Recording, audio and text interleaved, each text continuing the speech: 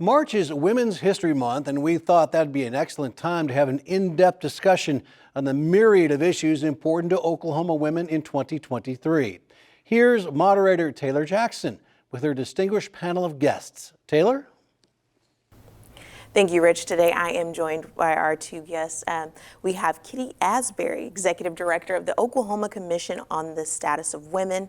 We also have Tamitha Mosier, Senior Director of Domestic Violence Services at YWCA. Ladies, thank you so much for joining us today. Well, thank you for having us. It's a pleasure to be here. So, Kitty, I want to start with you. Tell us how the Oklahoma Commission on the Status of Women helps provide resources for Oklahoma women. So our commission, we provide resources, and thank you very much, because we do not provide services.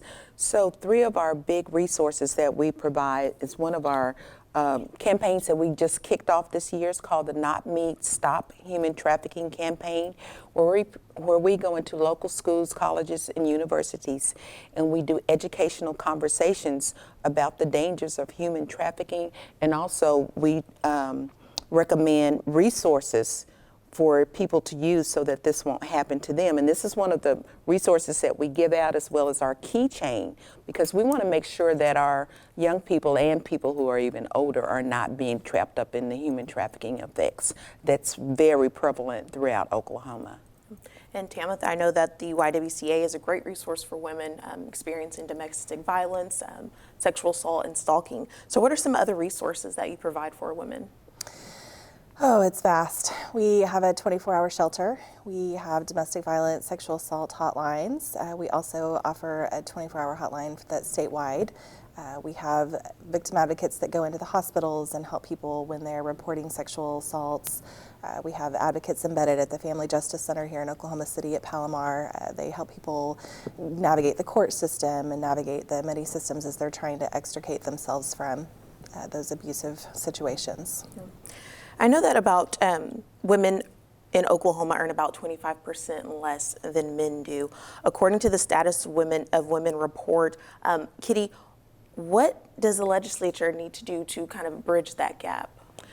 I think they need to create more policies and laws that directly impact women as far as how much they make, even though I know each individual employer can set their own wages. But I do believe that if we had more protections against women who aren't being treated equally in the workplace as far as promoting them, I think that would be very beneficial for women. You know, in 2022, I know that Oklahoma ranked one of the worst states for women. According to Wallet Hub, why do you think Oklahoma ranks so low, Tamitha? Well, I think domestic violence is really ground zero for all of the things that lead to keeping women stuck and keeping women trapped. If you look at the adverse childhood experiences and the ACEs, I mean, all of the things that are encompassed in that kind of start with domestic violence and originate there and are seen there. So it all ties together. Yeah. And you're right, Oklahoma is second in the nation for the femicide, for the murder of women. Kitty, Oklahoma wants to be one of the top states for caring for mothers. Have there been any new legislation that's kind of helped carry this forward? Well, I do know that they're working on some now. As far as passing the legislation, I'm not positive about that, but our female legislators are out there working daily trying to make improvements for lives of women here in our state. Again, with us being ranked so low in so many areas, it is advantageous for us as women to advocate for more rights, higher wages for women, better protection, education, and health care. So yeah, I think this is one of the areas where we can truly improve the status of women in Oklahoma. And Tamitha, I know you kind of mentioned earlier that women are most likely to kind of have a higher rank of death here in Oklahoma. And so I want to ask you, how are sexual assaults and domestic violence kind of contributing to that number? How are they contributing to the number? Well, the OSBI said that they just released their numbers from 2020, and I think COVID probably played a huge role in keeping people stuck inside the homes with their offenders. The OSBI's newest research indicates that the numbers were super high and that they were the highest yet for domestic violence during 2020. That's very unfortunate. Kitty, Oklahoma has a higher rate of incarceration for women. What seems to be the root cause of that? One of the root causes, which is very deep, is the sentencing laws that they have here in Oklahoma. Women are getting sentenced to long periods of time served, and it's not because they're bad or anything like that. It's just that, the sentencing does not go along with the crime here in the state of Oklahoma.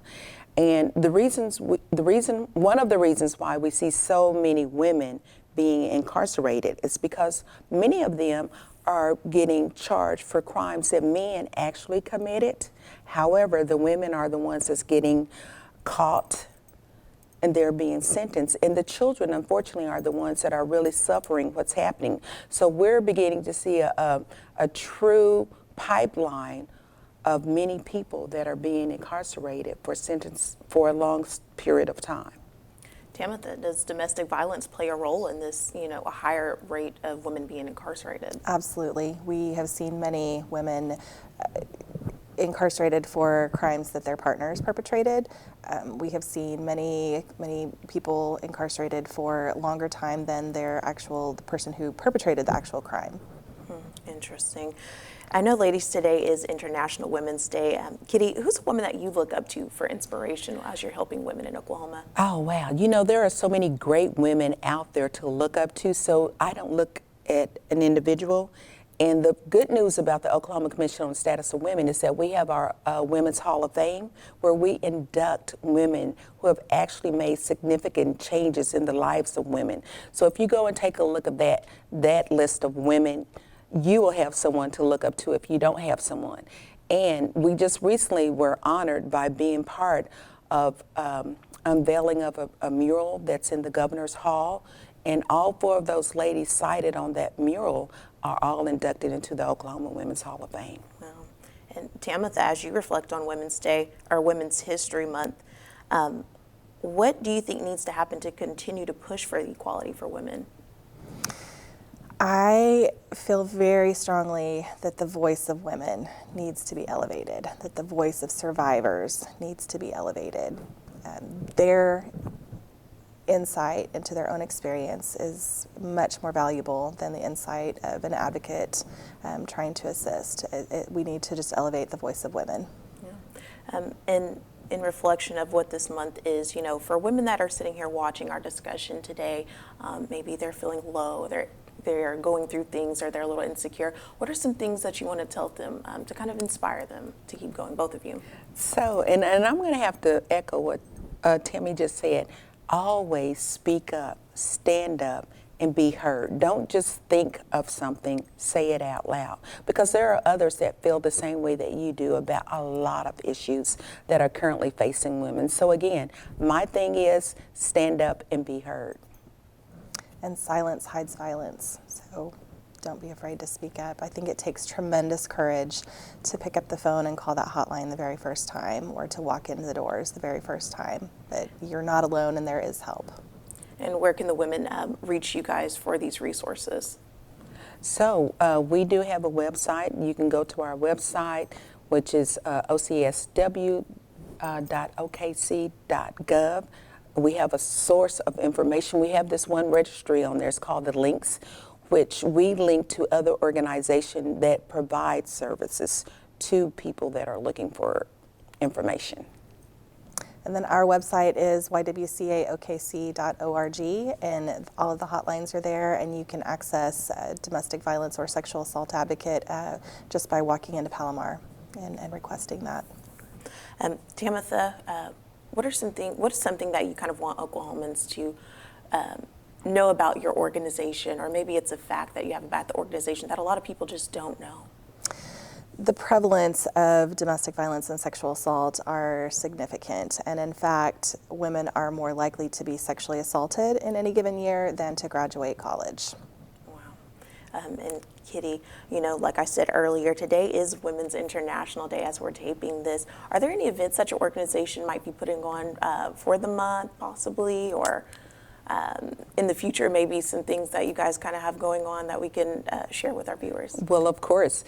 We are currently doing community conversations where we're traveling around the state of Oklahoma, again, talking about stop human trafficking. And on April the 28th, we're going to have our Oklahoma Women's Hall of Fame. So again, that's that event I talked about a little earlier, where we're going to recognize some dynamic women from the state and in the state of Oklahoma. So those are two events that's coming up. But the biggest thing I do want to bring to the attention of everyone listening is that the Oklahoma Commission on the Status of Women is the only recognized voice that falls up under three appointing authorities, which is our governor, Speaker of the House, and President Pro Tempore. So thank you very much for having me again. I appreciate being here. And speaking of Women's History Month, you know, I went last week to speak with some girls about girl empowerment. So what are some things that you kind of tell yourselves in the mornings as you're going through your life's journey that kind of helps you feel like an empowered woman? So I'm laughing because mine is funny. I say this all the time. I always tell myself, I love me some Kitty Asbury. I don't care if don't nobody else love me, I love me. So I am empowered just by knowing that I'm loved, and I can give that back because it makes me feel good.